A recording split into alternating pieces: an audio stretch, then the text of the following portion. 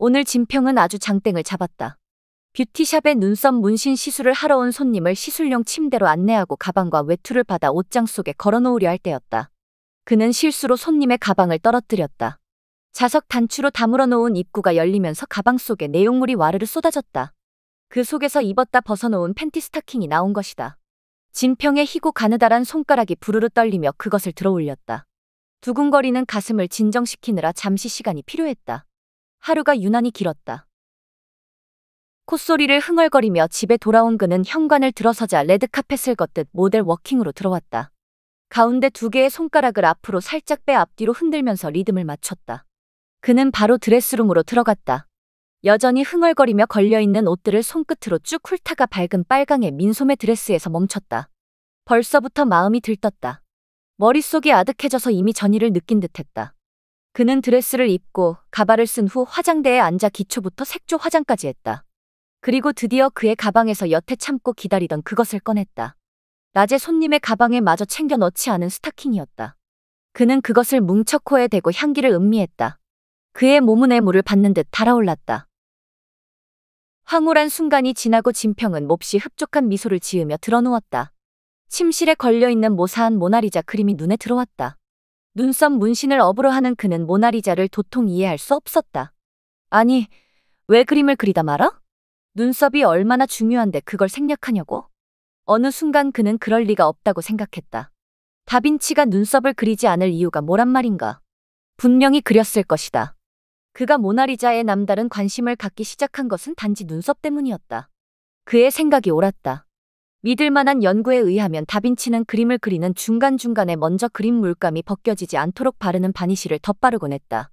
우리가 흔히 알고 있는 니스와 같은 것이다. 마지막으로 눈썹을 그린 후에도 그 액체를 발랐는데 세월이 흐르면서 마지막에 덧바른 것이 벗겨지면서 눈썹도 같이 소실되었다는 유력한 설이 있다. 그는 모나리자 모사 그림을 수백 장 복사해 눈썹 그리기를 연습했다. 어떻게 그려도 그 눈썹이 모나리자에게 어울리지 않았다. 그는 미칠 듯이 그 작업에 매달렸다.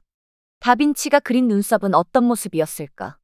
진평의 기술은 20년째 입소문을 타서 손님의 예약이 끊이지 않고 이어지고 있다. 이제는 남자고 여자고 할 것 없이 사람의 얼굴만 보아도 어떤 모양으로 시술할지 바로 윤곽이 그려졌다. 그런데 왜 모나리자의 그것은 아무런 감도 오지 않는 것인가? 그는 모나리자에 대해 모든 정보를 수집했다. 다빈치의 주변 인물들까지 샅샅이 살폈다. 그들의 눈썹을 확인하기 위해서였다. 그러나 주변 인물 누구도 모나리자의 모델이라고 할 만한 사람은 없었다.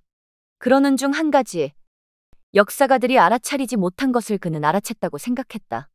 모나리자의 시선에 관한 것이었다. 보통 초상화를 그리면 그 모델은 그림을 돈 주고 사가는 것이 보통이다. 그런데 모나리자의 모델은 초상화를 사가지 않았다.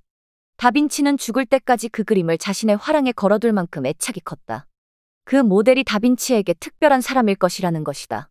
그리고 모나리자의 시선은 화가의 눈을 마주 보고 있는데 당시대의 여자로서 보는 사람의 눈을 마주 보는 이런 자세는 금기였다고 한다. 그것이 가능한 여자 모델은 이브와 성모 마리아 뿐이었다는 것이다. 바로 그거다. 늘상 보던 사람을 바라보고 있는 금기의 시선. 죽을 때까지 다빈치가 사랑하던 그 그림의 모델은 다름 아닌 다빈치 자신이었을 것이다. 거울을 보고 그렸기 때문에 당연히 다른 시선의 그림을 그릴 수 없었던 것이다. 다빈치는 여장을 하고 자화상을 그렸을 것이라는 추론에 이르렀다. 다빈치는 자신의 여장 자화상이 너무나 만족스러웠기 때문에 화랑에 걸어두고 평생 바라봤을 것이다.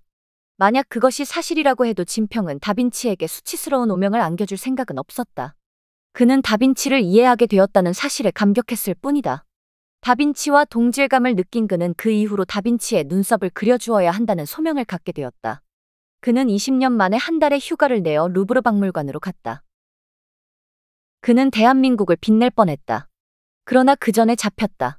다행인지 불행인지 눈썹을 그리기 직전이었다. 전 세계에 대한민국을 널리 확실히 알린 것은 분명했다.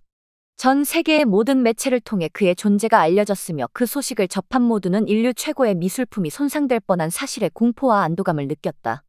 그러나 진평은 잡혀가는 순간에도 다빈치의 눈썹을 그려주어야 한다고 안타깝게 외치는 모습이 보도되고 있었다.